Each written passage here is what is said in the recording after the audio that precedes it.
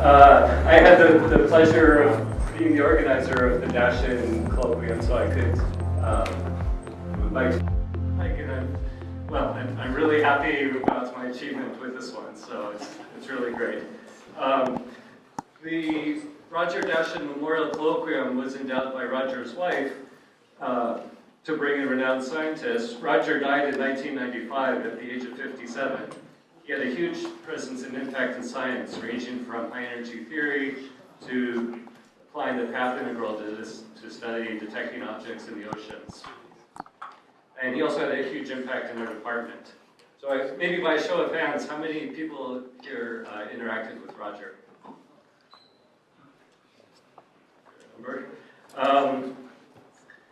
So I didn't, but I'm sure that he would be happy about today's Dashen Memorial Colloquium. And also, I would encourage students and everyone to regularly attend the colloquia to find out what's going on in other fields and to see the synergy and unity of physics, which I think is something that Roger appreciated. So prior to September 14th, 2015, which was day 0 of gravitational wave detection era, we had many colloquia here at UCSD on the LIGO collaboration from various people with updates. And the common feeling afterwards was that this was a heroic effort, which probably had a negligible chance for success within our lifetimes. The aim to make the most precise ruler ever built, measuring the motion of a mirror to 1/10,000th of the radius of a proton or less. And it just was hard to imagine what that could even mean. But wow, they actually did it. And so this is, I think, a good lesson for all of us, that sometimes these kinds of incredible gambles, which might take years to pay off, really can hit the jackpot. So we're delighted to have today the heroic leader of the LIGO effort. Barry Barish did his PhD in experimental particle physics at UC Berkeley, and he led the high-energy experiments on various fronts from the early 1960s to the mid-1990s. He was at Caltech since 1963, so we overlapped there with Roger, and he was the lead PI of Caltech's high-energy experimental group up until 1996. And then he transitioned to become the PI of the LIGO collaboration in 1994 and the director in 1997. And again, this was a heroic effort to keep the LIGO dream alive and on track and funded by the NSF for all of these years. And then 4 years ago, they actually did it. So they ushered in a new way to see the universe by observing the oscillations of the fabric of space-time. So Barry, of course, has a long list of awards, including the Nobel Prize from 2 years ago. And without further ado, let's welcome Barry Barish.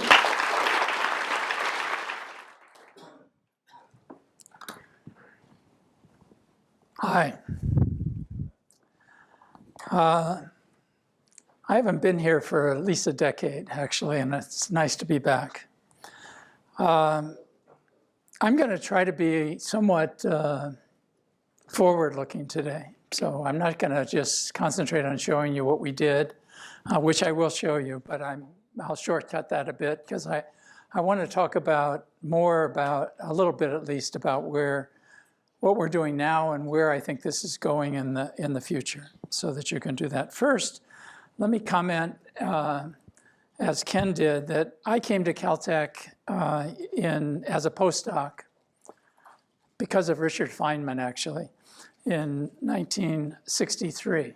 And when I arrived at Caltech, Roger Dashen was a graduate student there. He came to Caltech in 1960 as a graduate student from Harvard. And he was just finishing up when I came, and the graduate students and postdocs were kind of around. We were pretty crowded together, so I got to know him right away. He was just finishing his PhD at that point, and his PhD was, I don't know what the PhD, I think it was on, I know what he was working on was the mass difference between the neutron and the proton, and working for Steve Frautschi at that point. But he was also very involved with Murray Gell-Mann. And he got his PhD, or finished that work quite quickly, soon after I got there in 1964. And then he was working on trying to use current algebra, which is what Murray was doing at that point, to develop a dynamical theory of hadrons. That was their goal. And he worked on various things quickly on that. In 1966, I thought I was doing pretty well, having come as a postdoc in 1964 by getting made a faculty member as an assistant professor at Caltech, only to find out down the hall that Roger also was made a faculty member, only he was made a full professor immediately. So that tells you a little bit. This was part of the fact that he was fantastic, but also the fact that he was being recruited from Princeton along with Steve Adler at that point. And in fact, he left for Princeton. I knew him after that, but more from a distance. But during that short period at Caltech, I was fortunate enough to know him. This picture was taken at Princeton soon after he left from Caltech. I couldn't find one at Caltech itself. So let me reflect a little bit before I talk about LIGO, about astronomy, because a big part of what we'll do with gravitational waves after we have tested Einstein and maybe found something there or that side of it, is to do astronomy in a new way. And how is that going to fit in, and where does it work? And let me just reflect a little bit on my view as a physicist of astronomy a little bit. In the 20th century, mostly the last half of the 20th century, the big advance, I think, in astronomy that's led to so much information is that we changed from just viewing optical astronomy as the tool to do astronomy to doing astronomy at all the different wavelengths, everything from the radio to high energy gamma rays. And of course, we're still doing that, having instruments that are looking at all the wavelengths and maybe looking at the same phenomenon. For example, here are a bunch of different astronomical instruments looking at the Crab Nebula. So this gives us the ability to, of course, study the science of these different objects with all these different wavelengths. And that was a huge advance, I think, generally for astronomy. And now we have fantastic instruments, and we'll have better ones in the future in all these different wavelengths. So that's kind of lesson one. We've also learned very, very recently, this last spring, I think, was the dramatic result of this, that we can also do astronomy and gain by combining instruments together as one instrument. In this case, this was using the major radio telescopes in the world that are spread around from the South Pole to Europe and Asia, and combine them as one instrument. Keep in mind that these were never made to be put together as one instrument. They have different features and different readouts and so forth. So it was really a very major effort, starting from something that already existed, sorry, to being able to put them together. And from that, they brought all the data together. This has been going on for so long. They pointed to a black hole called M87, and we all saw this beautiful first image of a black hole that appeared even more on the, what do they call it, above the fold in the New York Times, above Trump that day, last spring. So this is bringing together different instruments. These to me are just kind of general lessons as we move to what I think is the next big step. And we've made just a little inroad into that, which I'll show you, which is to do what we like to call multi-messenger astronomy. That is, don't just use the electromagnetic spectrum, but try to use any other way to detect things. So what is that? In the electromagnetic, I just pointed out, we have instruments in all the different wavelengths. The second is to use something very different, that is gravity, or gravitational waves. And we presently have LIGO, and we'll have future instruments that are better. And thirdly, we can use particles that come, or neutrinos. So the combination of these in the future is a way to understand the physics that produces, for example, the neutrinos, the astronomy that may give all the electromagnetic waves, gravitation, which is a very different force, and be able to understand whatever we're pursuing in astronomy that much more. We already have an example of it, which we got from LIGO, which I'll talk about briefly in this lecture, but I'm trying to cover a lot of territory. So now let me go back so we can start from the beginning. For those of you that haven't never seen what we've done, what we accomplished, and we'll start from that, and I'll give a kind of brief history of that. We all learned gravity somewhere in elementary school by our teacher telling us when we jump up, the Earth pulls us down, and the apple falling out of the tree, and so forth and so on. And we even got a formula that was given to us by Newton in 1680s in the Principia when he wrote his theory of what he called unified gravity. Universal because basically it describes gravity, whether it's the planets going, the moon going around the Earth around the sun, the tides, or whatever else involved, the apple falling out of the tree. That theory is arguably the most successful physics theory of all time. But we basically replaced it, or have added to it, with Einstein's theory of gravity, which was brought in 1915. So this is a different theory of gravity. I'll try to give you an indication of kind of how science develops. This doesn't mean Newton's theory was wrong, but what is it about Newton's theory that had to inspire us knowing something more about gravity, which is what Einstein and a new theory brought us. So the equivalent formula is shown here, which I won't describe in any detail. But physically, it's bringing space and time into one four-dimensional unified space-time. And this is basically the idea underneath Einstein's theory. With that theory, we basically have a consequence, which is gravitational waves.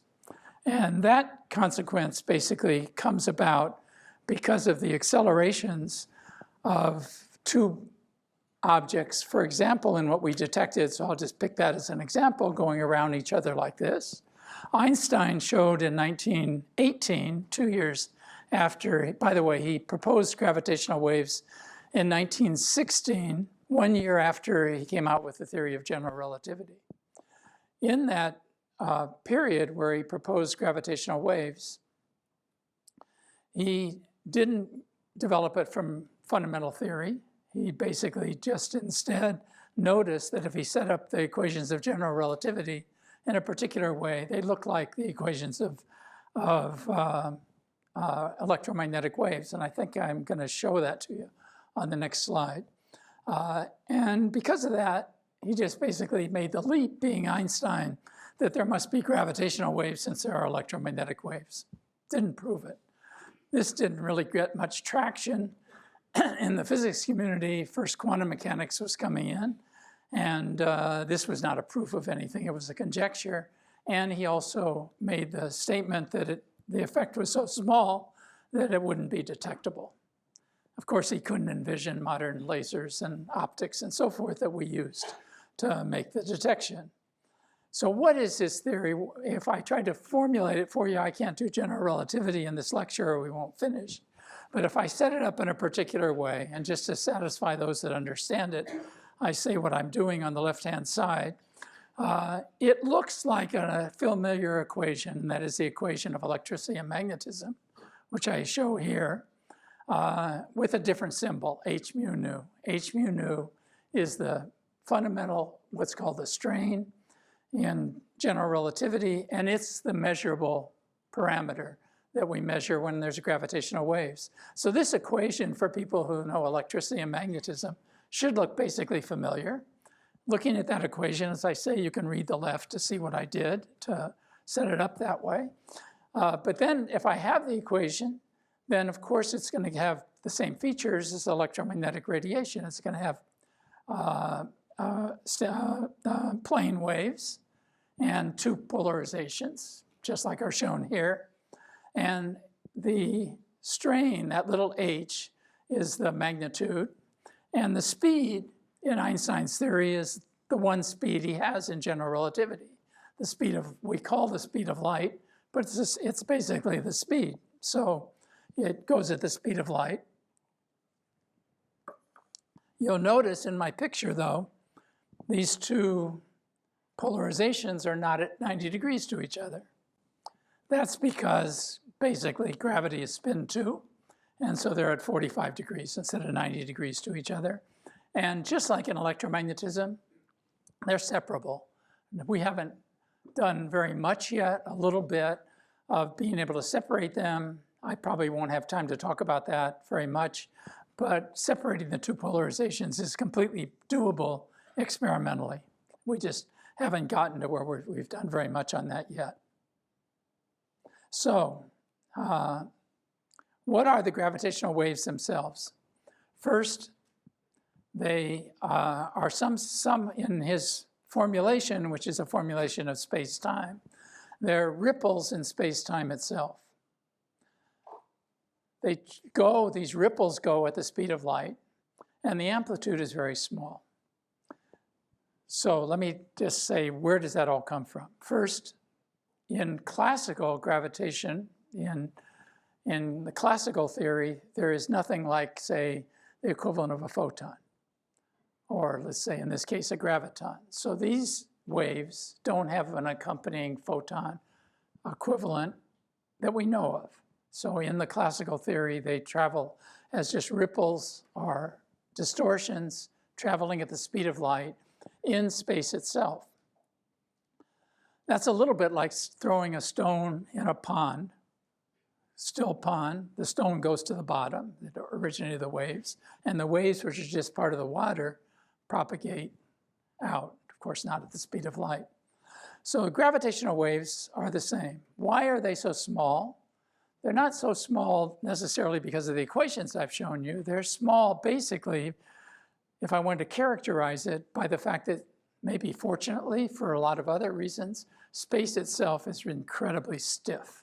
So if you think of the wave as like on the pond distorting the space itself, space has a characteristic, if I used a Young's modulus or something, that it's just incredibly stiff. So that the gravitational waves just don't distort it very much. That distortion in what I'll show you is about 1 part in 10 to the 21. So it's a very small number, which is the origin of what we have to detect. The effect itself is shown here. If I were to have a ring of free masses, and then a gravitational wave came through, what's it going to do? It's going to make a distortion. I've said the amplitude, 1 part in 10 to the 21, so I'll exaggerate it in the picture. And it has a frequency. It's a traveling wave, so it has some frequency. What it'll do is to distort this circle of free masses a little bit so that it got elliptical in one direction, and then as the half a wavelength later, it goes toward the other direction. And so it goes back and forth between making it taller and thinner, shorter and fatter, but only 1 part in 10 to the 21. A little bit like going to an amusement park where there's a mirror that makes you tall and thin, short and fat, and you go back and forth between those. So that's what we try to measure. And if the size of the circle were 1 meter, then we'd have to measure the distortion 10 to the minus 21 meters. That's why we make the thing big.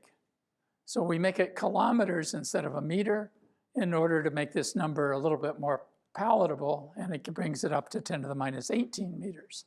Still a 1/1000th the size of a proton that we have to measure. So that's the challenge. And the scheme that we have is well adapted to that because it measures small differences in 2 different directions. What's shown here is a schematic of an interferometer. I'll show the waves coming in a minute. The waves come, you split the beam and send it 2 directions. If the distance is the same, you set it so it'll be the same with no gravitational wave. When the 2 beams come back, you set them so they cancel each other, exactly canceling.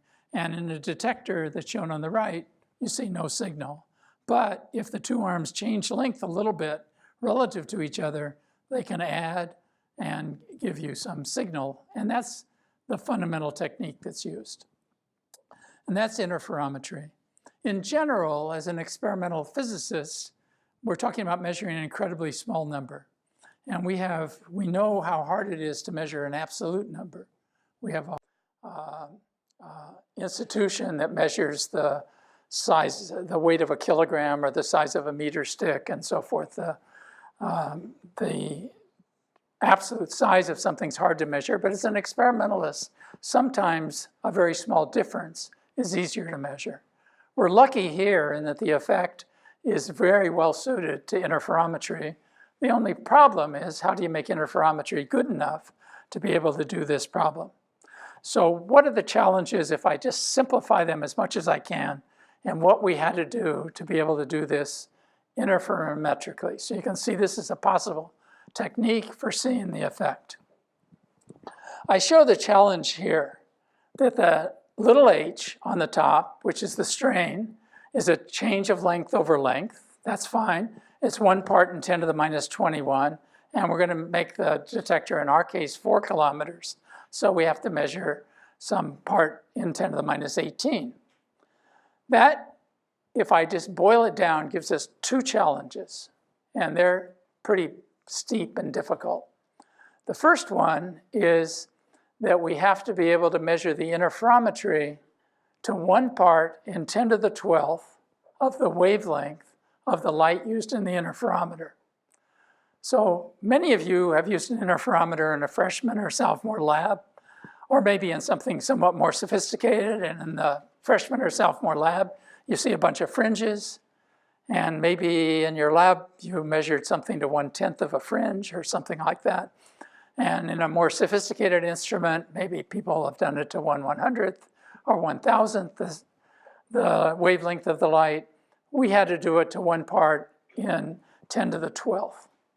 That was the first major challenge, and something that we began working on about 1990. And once this idea was solid and we knew how to compare with another technique, which I don't have time to talk about today, the first challenge was, can you do interferometry at this level? And through the period of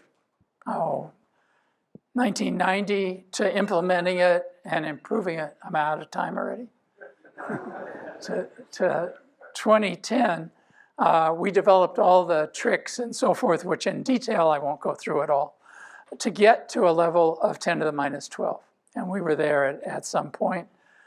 The second challenge, so there's 2 challenges, and I'll show you kind of how we got at them. The second challenge is, despite the fact that we seem to walk around and everything seems stable, the Earth really moves around a lot. And you can't do what we do in the freshman or sophomore lab. In that lab, you went in and there was some sort of optical table, and you took your mirrors and you fastened them down tightly to the optical table. If you did it well, you saw the fringes. We can't do that because the optical table on the ground is moving around a huge amount compared to 10 to the minus 21 or 10 to the minus 18 meters. So we can't have this whole scheme of being on an optical table. We have to somehow, even though we're here on Earth, float this interferometer so that it's not affected by the movement of the Earth. Of course, we can't completely float it. So the question is, how much can we isolate it from the movement of the Earth? That was the second problem, big problem. And I've oversimplified, but those are the 2 big problems that had to be solved. Do interferometry at a level orders of magnitude beyond anything anybody had ever tried or done. And the second is to actually isolate yourself from the Earth well beyond what people can do. So that's the problems we had to solve, and it took us a while. We convinced the NSF that we could eventually do this in 1994, and that's when we got the project approved. And at that point, we had to somehow make it work on some time. We developed a proposal that we submitted to NSF where we're not allowed as proposers to tell them where to put it. So we instead had what we called sample sites in our proposal. And one of them was, there were 2 institutions. Before that, in about 1990, the NSF decided there were two groups trying to develop this, one at MIT, one at Caltech, and they didn't want to pay for us both, so they forced us into a marriage together, and we started working together, this very unlikely marriage, in 1991, but it's been a successful one despite the fact that it seemed unnatural at the time. Anyway, we started working together in 1990. We wrote this proposal in 1993, submitted it to the NSF. In that proposal, we had to show how we would implement it, isolate ourselves from the ground, everything else. So we had one sample site that was near Caltech, actually near the Edwards Air Force Base out in the desert, high desert, and one in southern Maine, not so distant from MIT, sounded logical. We put it in the government. We're happy because they funded us, but you'll notice they rotated it by 45 degrees. And you can guess why. We ended up with strong supporting senators in those two states. So funding is not, but in case I forget, the big heroes of this whole thing are the NSF. They approved us in 1994. That was one miracle. They stayed with us until more than 21 years before we made a detection, which is a double miracle that they somehow, through 4 different directors, stayed with us through this whole not uncontroversial attempt. So anyway, we end up with 2 detectors, which I'll describe. I show a picture of them in a minute, 3,000 kilometers apart. So 3,000 kilometers apart means the speed of light takes 10 milliseconds to go from one to the other. So if I were to have a gravitational wave come this way, it would hit Hanford 10 milliseconds before this one, come this way 10 milliseconds before, and if it comes down this way, they'd be at the same time, which means we set a requirement that they be coincident within plus or minus 10 milliseconds. Then we look at off times, that is when this one happens more than 10 milliseconds away from this one, as a way to measure whether there's anything that gives signals that are just happening in the instruments that give us background, and that we do all the time. So that was 1994. This is what we built. You can guess which one's in Louisiana. This is Louisiana here. Notice in Louisiana, this is water. The water table is about 1 millimeter below the dirt. And in order to keep from being flooded, we did what you do in a highway, that is build a big berm. You can't see it very well, I'm sorry. You can't see it very well in this picture, but basically this part is built up to about 5 meters above the level, so that when it floods, which is not uncommon, the apparatus is okay.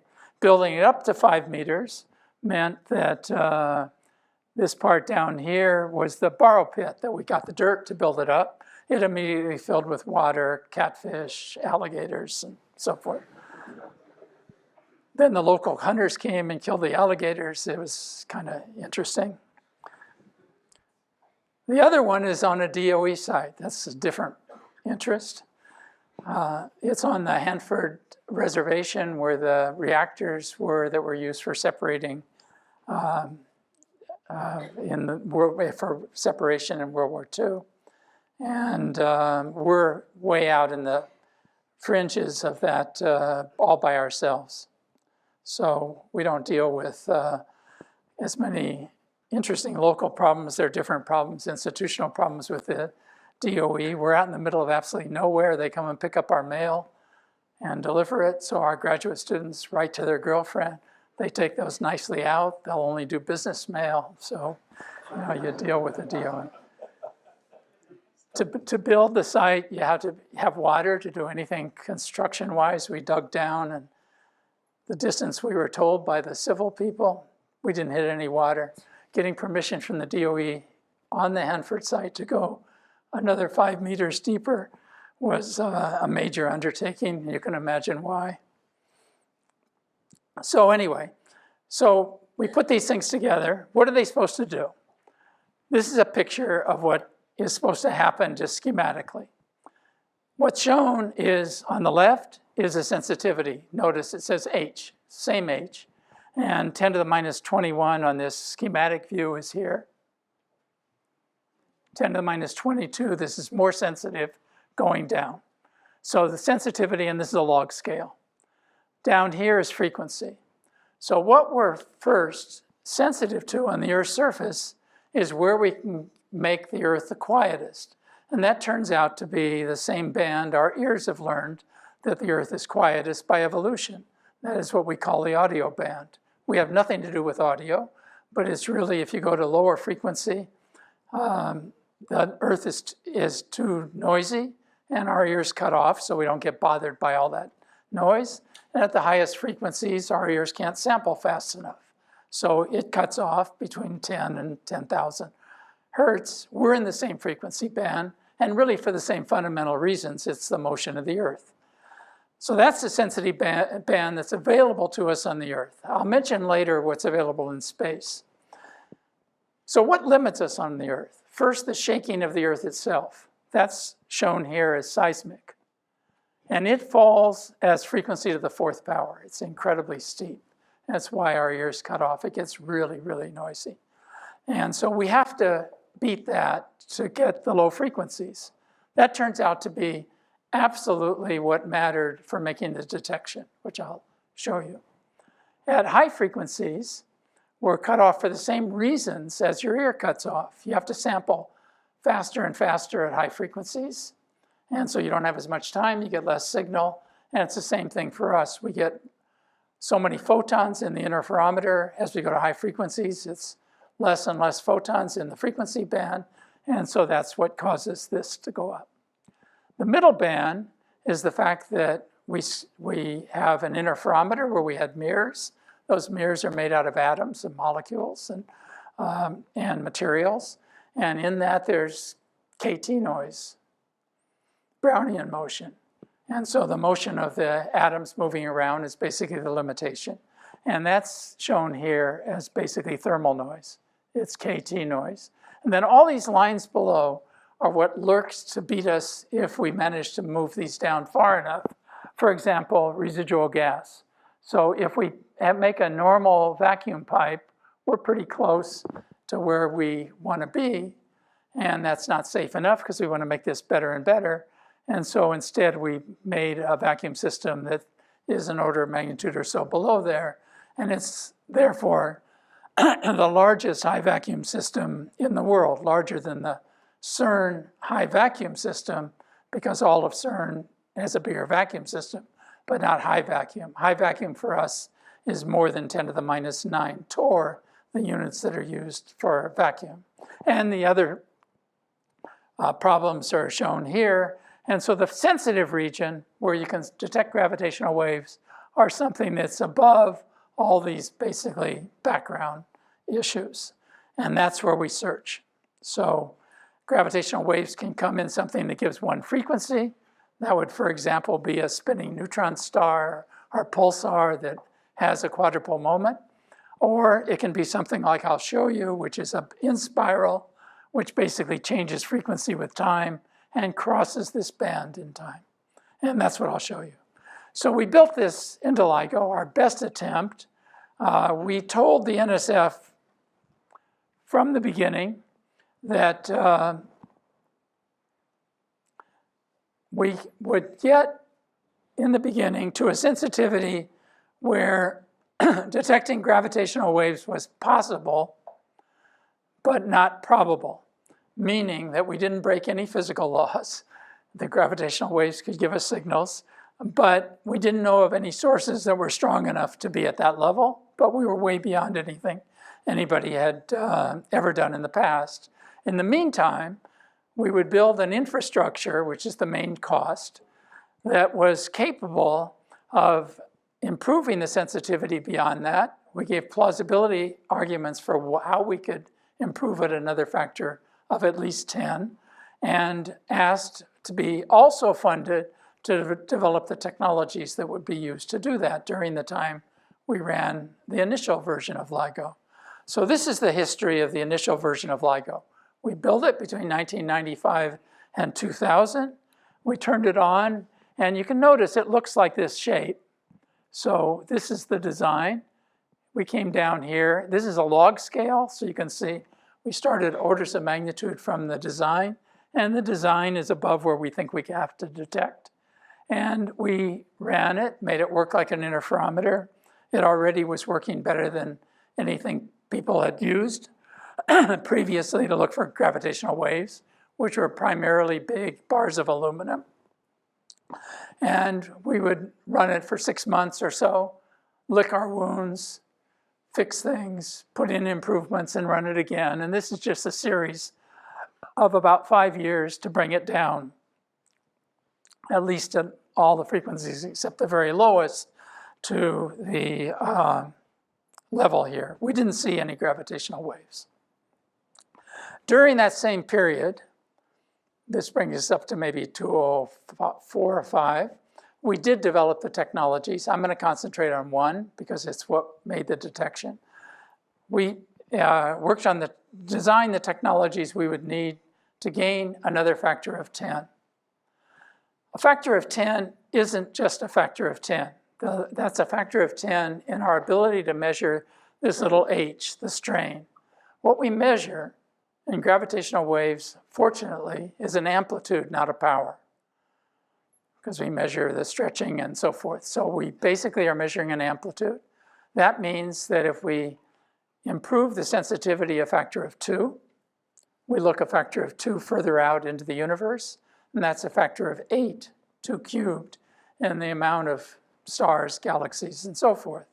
So our goal was to get another factor of 10, which would be a factor of 1,000 improvement in what you get. So we have this nice multiplying factor, and we put a major proposal into the NSF in 2004 to do this.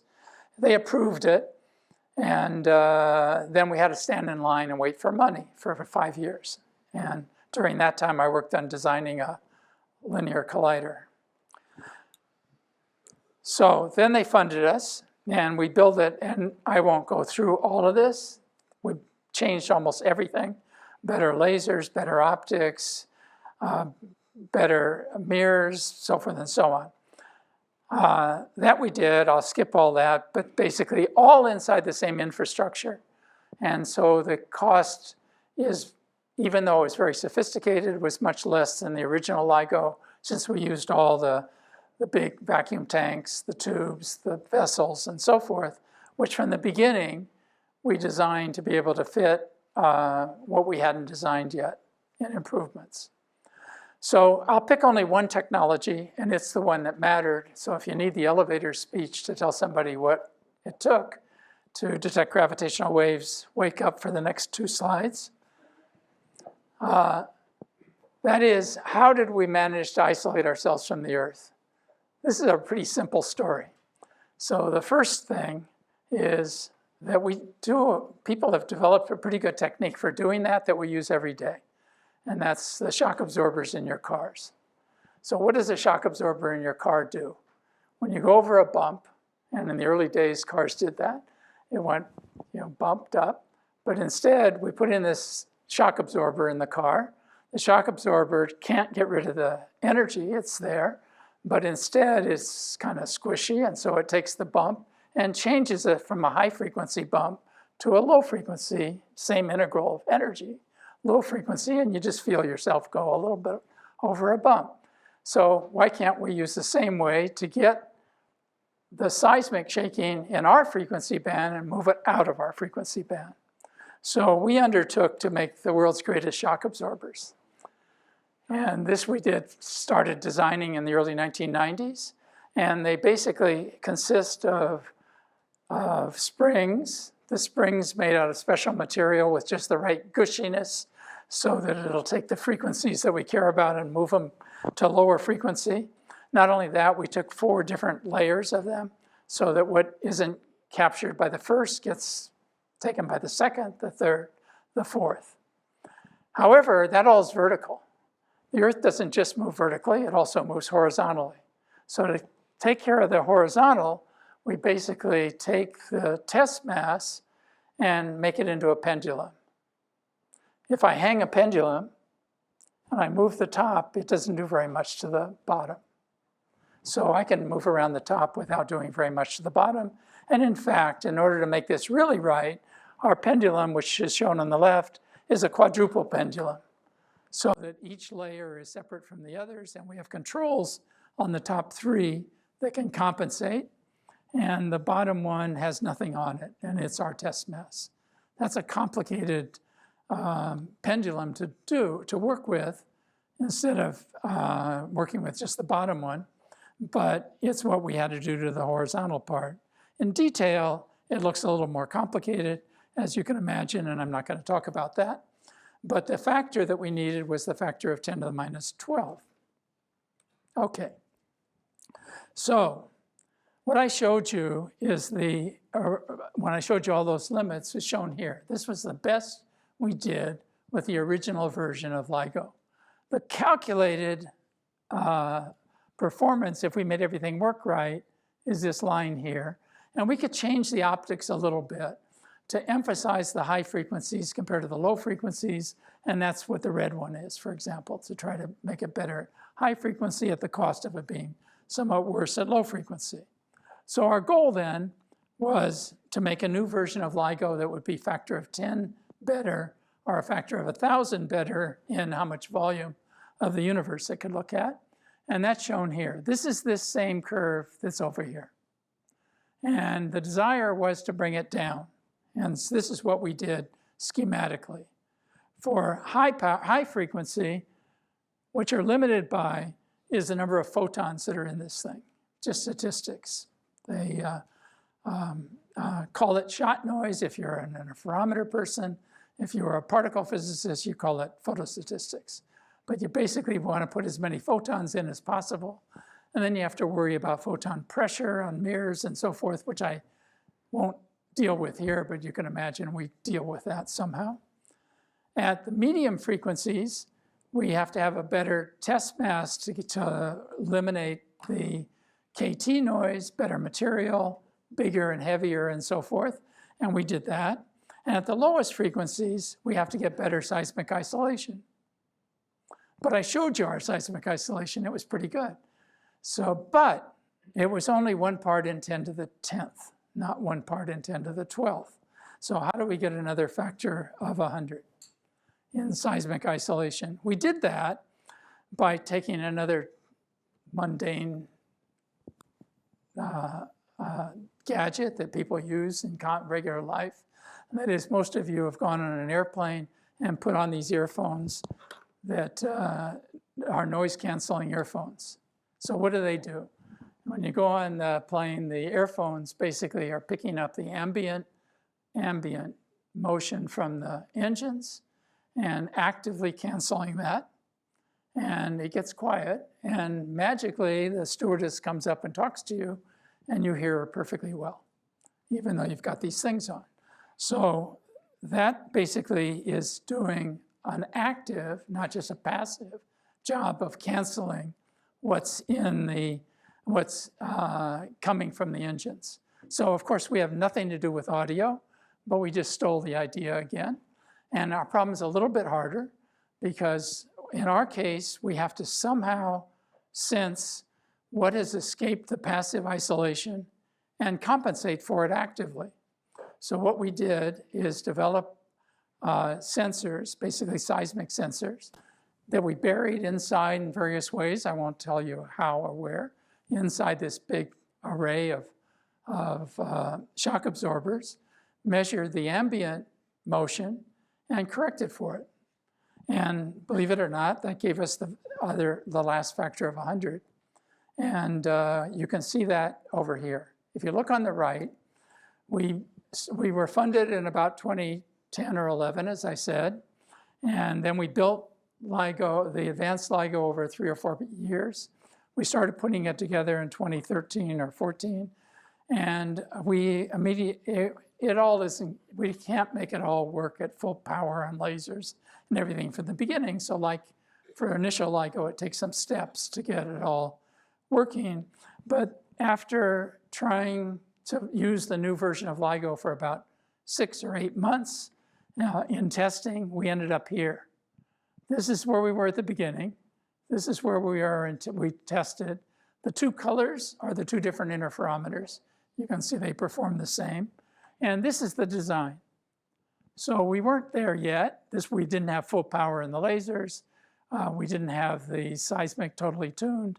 And we have some residual noise, which takes time to get rid of all these. By the way, these vertical lines are all there in any sensitive apparatus. These are resonances that are either electronic, like 60 hertz, multiples of 60 hertz, or mechanical, because any mount you have has some resonant frequencies. They correspond to about 1% of the area of the length, and we notch those all out. So that's what those little are. They don't matter for anything else. So we got down to here, and notice at high frequency we had improved a factor of 3. So if we cube that, that's a factor of 27, and it would only take us a month or so or 2 months to make up for all we had done before and go beyond that. So we decided rather than continue to work on the technology for another year or so, we'll take an intermediate run at this level. Notice, though, at low frequencies, the gain is a factor of 100. And that factor of 100 is the factor going from 10 to the 10th to 10 to the 12th by adding something new. The others were improvements, a higher power laser and so forth. This was adding a new technology, active seismic isolation. It gave us already a factor of 100 at, I think I drew 40 hertz there. And at 40 hertz, a factor of 100 is a factor of 1,000,000 in the rate for anything that's at that frequency. So we decided to run, and within a week, we saw this. So this is the signal of gravitational waves as seen in September 2015. And you see the top one is what's shown is the strain at 10 to the minus 21. This is 1 10 to the minus 21, plus or minus. The signal gets about that big. So that was the prediction. This going this way is time. This is about 2/10 of 1 second. And the wiggles are presumably these two objects going around each other at higher and higher frequency, the so-called chirp signal, which I'll show you in a minute. And it gets, as the two objects get closer together, it gets bigger and higher frequency. So if you look at this, these are broader than this one here. It's getting narrower and taller.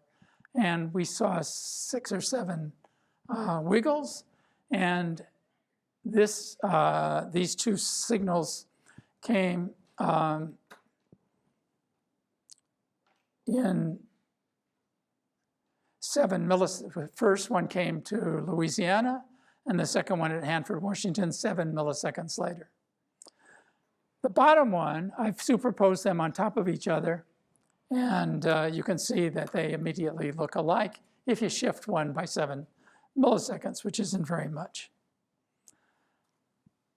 This immediately looked like gravitational waves, obviously, and I'm not going to go through this history very much.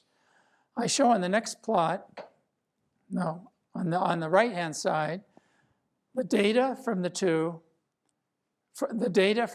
left and right, and the calculations using Einstein's general relativity of the merger of two objects. I'll show you the parameters in a minute of the two objects. And you can see they look alike. And even more impressively, if you subtract the Einstein's equations from this, you get just this wiggles, which are noise, but no structure of any kind, which immediately is pretty simple, but gives you a sense that this looked like we'd really seen the right thing from the beginning. Just to emphasize that low frequencies are what matters, this is a time frequency picture of the same data, and you'll notice that most of the signal is around 40 hertz or so, where we got the factor of 100. So this was the first detection. With that detection, you can actually take these wiggles, use Einstein's equations, and determine the parameters with quite good accuracy if you know the shape well. So this is the formula you use to determine, for example, how far away it is, determination of therefore the redshift, the spins, the masses, and so forth. And to second order, you can determine, there's another term that I've left out, where you can determine things like the precession, for example. And using them together, you can tell things about the sky location, how far away it is, what the orientation is, extract it as you extract it. So there's an incredible amount of information if those measurements are good enough. And that's what we did. And with that, we determined, for example, for the first event, that the two objects were about 30 solar masses each, one 36, the other one 29, that within 3 or 4 or 5 solar masses, they merged together. The final mass was 62 solar masses, meaning that it emitted about 3 solar masses of gravitation, of energy and gravitational waves in 0.2 of a second, the brightest object in terms of energy in the sky at that point, at that point in time. And we can even measure the final black hole spin, for example, and how far away it is. This event was 400 megaparsecs away. So that's the beginning. Now, to be honest, that isn't what we expected events to look like. We were lucky. We always thought that we would not see something that you immediately know is a gravitational wave, but that we would have to pick it out by sensitive measurements in the noise. The technique is what you call match filtering, and I'll describe what that is in a second. First, on the left is kind of how we populate the area of parameter space that's available to us. So we can see in our frequency band the merger between objects between 1 and 100 solar masses. One can be 1, the other one 100, they can be 50-50, or somewhere in between. The different colors here are on the top. If it's black hole mergers, then you're in that regime. And the bottom are black hole neutron star and neutron star. So those are kind of the areas of space, parameter space that we covered. And we have a noisy environment like this thing on the right, and we want to see some signal. I've just drawn a shape like a signal, and we use match filtering. So how does match filtering work? It basically is shown here, looking at the bottom, by multiplying this thing that's moving through against a template that you put in here, and you see a signal.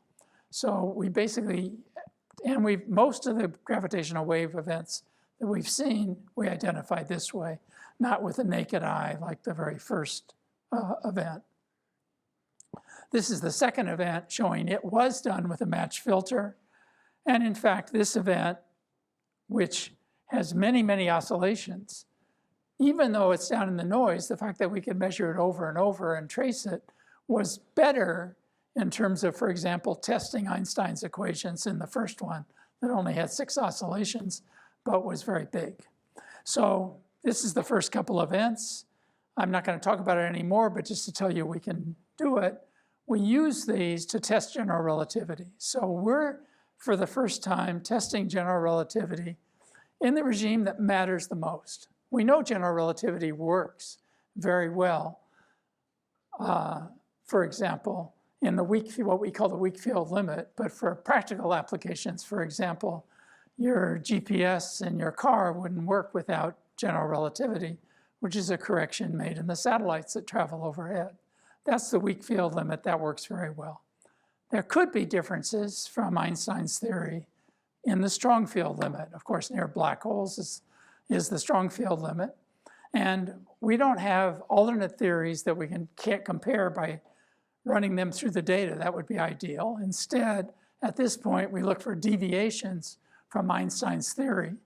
And for example, we added a dispersion term, which is what I'm showing here is just a simple example. And the dispersion term would, in a limit, could be a massive graviton, for example, would add a dispersion term. The dispersion term means it wouldn't all travel at all frequencies at the same velocity. It disperses the signal. We don't see any evidence of that. We fit Einstein quite well. And therefore, we can set a limit on the mass of something like a graviton, which I did here. and it's something like 1 part in 10 to the minus 7 parts in 10 to the minus 23 eV over c squared. Okay, now I want to kind of move on so we can talk a little bit about the future before we end up the. What we very much like for the first version of LIGO, we have a whole set of improvements to get down to where the bottom line is that I showed you. And we saw these first 2 events that I showed you, and then we did the same thing. We turned ourselves off for 6 months, licked our wounds, put in improvements, and made it work better. And then we ran again. That was what is called the O2 run, observational run 2. And in that run, we actually observed now and have reported 10 samples of black hole mergers. That's starting to give us a sample of what the different masses are and so forth, which can help us understand how they originated. There's different ideas where they originated. The first issue is that we've always thought, and I still think, that using a totally different probe to look at the universe, we're going to see science that's different from what we see with electromagnetic waves. And that already happened, because in the very first event, we saw 30 mass black holes, 30-some, 36 and 29, and 62 in the final version.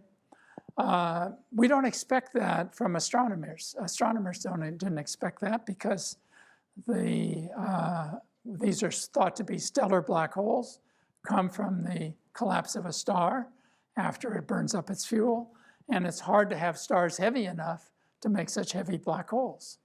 So now the question is, where do these heavy ones originate, and how are there regions of the universe that are depleted enough in heavy elements so that they're more stable? That's called low metallicity regions, for example. Is it some region of the universe that's so dense that black holes, when they're smaller, eat each other up and build themselves up? Or maybe what particle physicists might like better, maybe they're primordial. To tell the difference between those, we need to get larger samples of events and understand where they come from in terms of what their population is in terms of distance, mass, spin. Are the 2 objects themselves spinning in any correlated way? Or are they uncorrelated? That's what we're trying to do as we get more data. So we're just getting started on that. Anyway, we've published 10 events, and it has this feature that they're much heavier than we thought. Near the end of that, and I think I'm out of time pretty close.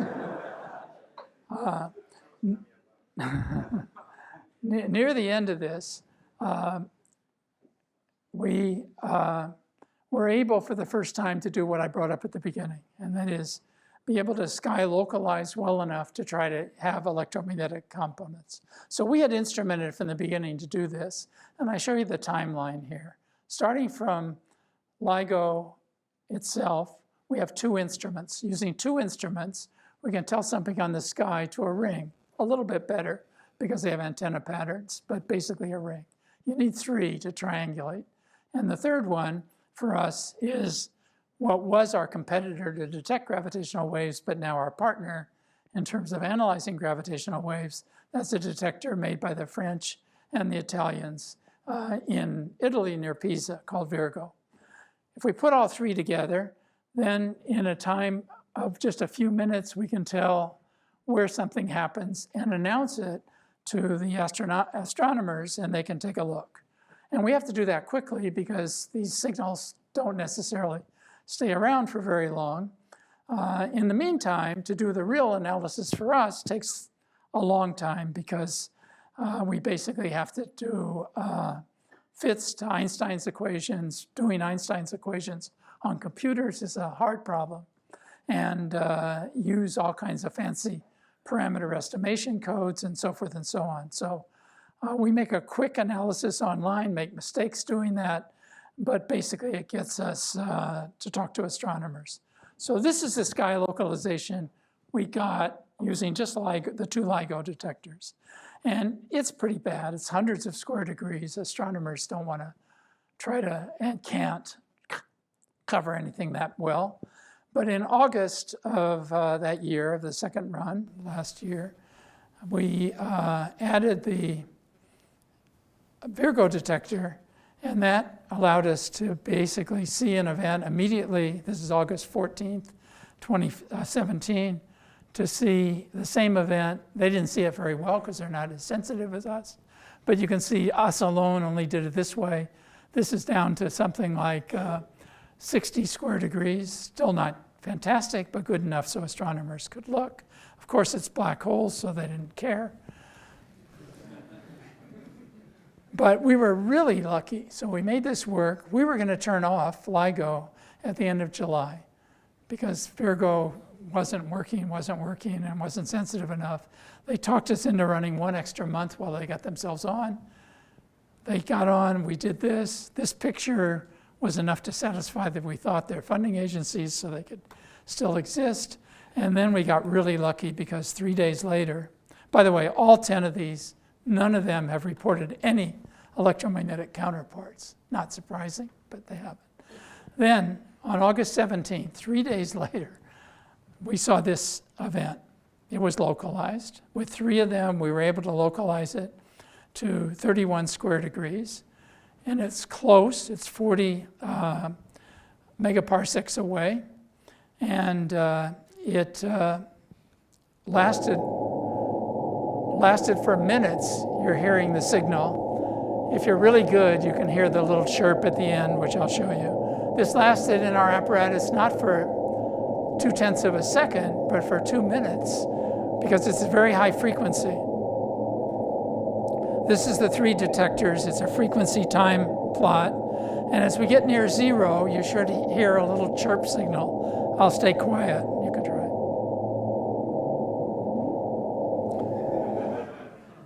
Okay, so that's the signal.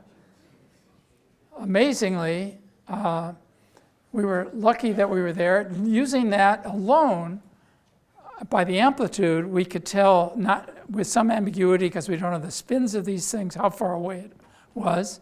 And it wasn't very far away. It's only 40 megaparsecs away. From some other magic coincidence, it turns out that the Fermi satellite was looking in the same direction for gamma ray bursts at that time. And 2 seconds later, our signal is shown here and coming up. This is the Fermi signal, and 2 seconds later, they saw evidence of a gamma ray burst in the same part of the sky over here. So this is where they were looking. This is where we see, counting the Virgo detector inside.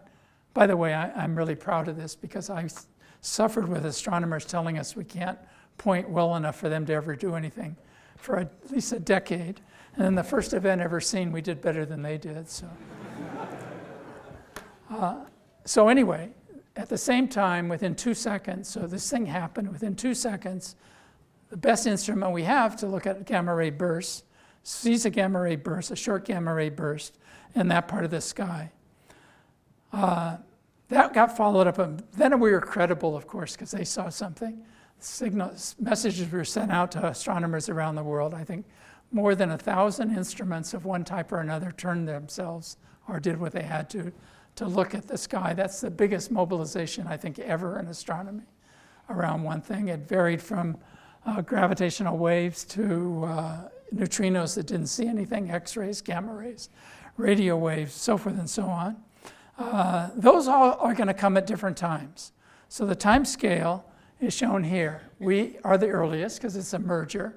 The nuclear physics happens and sends out high energy gamma rays. That happened 1.7 seconds later. And then later you get depending on what the nuclear physics is of this coming together, you get the other signals at different frequencies. I showed here X-rays or radio glows afterwards and so forth and so on. So all of that was done. There was a nice phenomenological model done by somebody at Columbia University of what he called a kilonova. Kilonova, we know what a supernova is. A kilonova is this. And the predictions of the kilonova based on one event, this is all we have so far, look very good. So I just show the different colors and how they were supposed to fall, and the theory versus the data. It all fits very well, and the kilonova emission signals are there. So that's all very nice phenomenologically, but of course it's only one event. To go even further with one event, we may have solved an interesting puzzle. Physicists always have to tell you the reason for everything, because that's our job. And we've always had a really unsatisfactory way to explain how heavy elements got into the Earth. So where did the gold, platinum, and so forth come from that's in the Earth when the Earth was formed? We know that most of the universe is made out of hydrogen and helium, so it's not that. Most of the heavy elements must come from stars, which work by the fusion process. Fusion process starts by burning hydrogen, helium, and works its way up, lithium, and so forth. Eventually, it gets to about iron, and fusion doesn't work anymore. And so that's as high as you go with fusion. At that point, the star's burned itself out. Gravity wins, which was pulling in, and the star collapses, and you have a supernova. So where did the elements above iron come from? In the Earth. We know how they come in the lab. In the lab, we've had people who are experts at making heavier ones and getting the ones in the bottom of this named after themselves or something by bombarding usually neutrons on a heavy element and then making a heavier one, and that's what's done. So now, for the first time, we see a process by, remember that's neutrons, and we're talking about neutron stars. So all of a sudden we have a process where two neutron stars come together. These heavy elements, very compact nuclear bodies are hitting each other. And you can try to calculate then how many heavy elements were made. And people have done that, but keep in mind it's only one event that we've seen so far. And the majority of the ones we care about the most, for example, platinum and gold, probably come from earlier versions of a neutron star merger. That's kind of nice. And in fact, in the calculation, the neutron star merger is a tremendous source of gold. This merger that we saw, if you believe it, created 100 Earth masses of gold. So that's a kind of. By the way, I get interviewed a lot these days, and the reporters just love this part of the. Now let me spend a few more of my overtime minutes talking about where we are and where it's going to go next.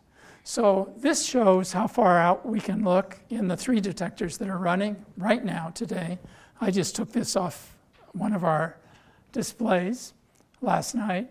And what's shown here is how far out we can look if we're looking for neutron star binaries. That's kind of our way of telling what our sensitivity is. And you remember that one was at about 50. This is the Italian detector. It looks at about 50. And the 2 LIGO detectors, which are different from each other, only for a kind of technical reason of not having put one feature in one of them that's in the other one, are about 140 megaparsecs. Our design is over 200. This is the number of events we have now. We're running our 3rd data run. I'm not showing that data very much because we don't do it when we're online. I told you it takes us a long time to fit, but you can see the amount of events are going up quite rapidly. We now have about 1 a week that we're accumulating right now of something. You know, we analyze it later to see what it is. However, we immediately have to classify it. So this is the classifications and events that were sent to astronomers, which we have to do within seconds or minutes from when we detect it. We don't really do a detailed analysis. We've pulled back 7. So we've made 33 announcements in 26 weeks. 7 of them, after we looked at in some detail, we pulled back. We're getting a little better at that. They were mostly at the beginning of the run. And then the astronomers want to know more. They don't want to know just, did we see something? And then they're going to go turn and look. They want to know whether it's interesting for them to look, so they want more information. We're not very good at that yet, and we make mistakes. But these we classify as black hole, which is most of them. This is from the present run that's going on. black hole neutron star or neutron star black hole, which we haven't discovered yet. But as candidate, we have a candidate. Or terrestrial, meaning we found out that it's just background noise. And these are the ones that we put out so far, only they're not really identified at this stage that we've discovered a black hole neutron star, for example, which we haven't seen yet. It's just that in the quick online analysis, one of the objects was less than 3 solar masses. 3 solar masses is kind of the magic number where the amount of gravity that an object will have can't be strong enough to be a black hole. So we don't think black holes exist much below 3 solar masses. So anyway, in progress, we're doing better. We're going to do better at pointing. We're presently building another version of LIGO in India. They're also making a version of an interferometer work at the Kamioka mine, where the big neutrino experiment is, in Japan. And when we put those all together, we'll go from today, which is the upper left-hand corner. Those bands are kind of how well we can see something happen in the sky, to something that looks like the bottom right-hand corner by about 2025. So we can point very well to do what I started talking about, multi-messenger astronomy with almost anything we see by about 2025. We also have other sources, of course, that we're looking at, and I'd be negligent to not mention them. We only talked about binary in spirals. Of course, there are other sources. For example, the collapse of a star, supernova. We don't know how much of a quadrupole moment there'll be, how non-spherically symmetric a collapse is. The calculations aren't very good, so we can't tell. The big computer models that do supernova collapse basically assume spherical symmetry, so they're useless for us. So it's kind of phenomenologically done. But there's burst signals. These are the ones that we know about. There's periodic signals. For example, spinning neutron stars in our own galaxy, they give radio signals. To the extent that they're not totally spherically symmetric, they'll give gravitational wave signals. And different from the ones that we see now, which are transient. Once we see one, we can follow it for as long as we want to measure its parameters. And lastly, and maybe most interestingly, is the possibility to measure stochastic background from the early universe. And that's a big goal for the future. This is just to say that we know we're improving LIGO, it's still being improved, and we're working on how to make a better detector, and we're not yet, despite the fact that people didn't believe that we could do what we've done, we're not limited by nature, and we know that. We're limited by our own ability technically at this point. And so we're under progress in designing the next generation gravitational wave experiment. And we're at the level of not having to invent technologies as much as try to find some optimization that can be affordable. So this is an example of a study that was done in Europe. We have a slightly different ideas in the US, but we work together, of making a triangular interferometer underground, about 300 meters underground, where it's totally quiet. The arms are longer than ours, 10 kilometers. The triangle gives you some interesting features and the ability to concentrate on different frequency regimes. Most importantly, it's cryogenic. If we lower the temperatures, which is not easy to do, but run it not at room temperature, but low temperature, it can be much quieter. And with the triangular one, we can concentrate on frequency bands and make it sensitive at the cost of not seeing the other ones. If we do that, in the study here, the US one we call, well, let me just show you what's on here. This is where we are when we're in the present design. This is how far we can go with the present sites without building a new detector. This is what we expect to do with a new detector. And with that, we can see, for example, the black holes that we're observing now all the way to the edge of the universe, which means now we're seeing redshifts of nothing, and we'll be able to go to the very earliest times and see how they evolved with time. And I think eventually the best way to see back to the early universe is with gravitational waves because they didn't get absorbed. Okay, just to mention, like astronomy, we'll be able to do gravitational waves in different frequency bands, and in fact, that's underway. So in space, The project is called LISA. It's a European project, but NASA will be a minor partner. And it covers, instead of 10 hertz to 10,000 hertz, it covers 10 to the minus 1 to 10 to the minus 4 hertz. It's 3 satellites, I'll show it on the next slide, that are separated by 1,000,000 kilometers. And at even lower frequency is what I call PPTA here. That's a bad acronym, but it's a pulsar timing array, looking at the fact that pulsars give very constant clocks. If you measure a whole bunch of them and the clocks change time a little bit, it's because the time to get here got warped by the passage of a low frequency gravitational wave. And so people have tried to do that now with present instruments, and they can't do well enough. But I think within the next decade, we'll see the ability to do this. So by the 2030s, a little bit like astronomy, maybe not very well yet, we'll be able to cover a very large band of frequencies for gravitational waves. This is just a picture of the one of LISA, which, by the way, they've proven the technologies quite dramatically by putting a satellite that did the really hard jobs already in space. The hard thing is, you remember I had the free masses? How do you create a free test mass in space? And they show they can do that in a test flight last year. So this is the ultimate goal, I think, is to go back, and the one tool we have that can go back to the earliest times in the universe to understand really what the Big Bang was all about, how particles formed, maybe why we have a matter-dominated universe even. The instrument I think we have eventually to do that, not immediately, is gravitational waves. So I think that's where we are, and just like Galileo started things, these two guys, I think, began what is now the birth of multi-messenger astronomy. Thank you.